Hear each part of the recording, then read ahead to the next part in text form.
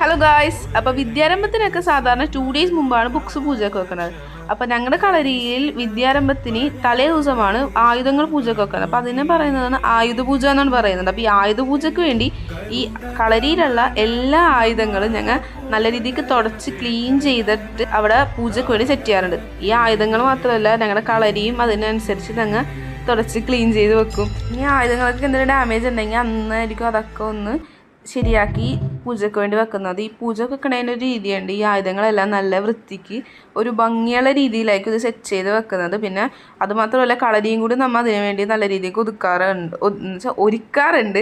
പൂജക്കൊക്കെ വെച്ച് ഒരു ഈവനിങ് 7 ഒക്കെ ആകുമ്പോഴായിരിക്കുള്ളൂ പൂജ തുടങ്ങുന്നത്. ആയുധ പൂജ ആശാനായിരിക്കും പൂജ ചെയ്യുന്നത്. ആ പൂജ ചെയ്ത് പിറ്റേ ദിവസം രാവിലെ ബുക്ക് എടുത്ത് കഴിഞ്ഞിട്ട് ഞങ്ങൾ കളരി വന്നിട്ടായിരിക്കുള്ളൂ ആശാന് ദക്ഷിണ കൊടുത്ത് ആയുധങ്ങൾ എടുക്കുന്നത്. പിന്നെ അന്ന് തന്നെ ആയിരിക്കുള്ളൂ ന്യൂ ജോയിനീസ് ആയിട്ടുള്ള പിള്ളേരും കളരി കയറുന്നത്.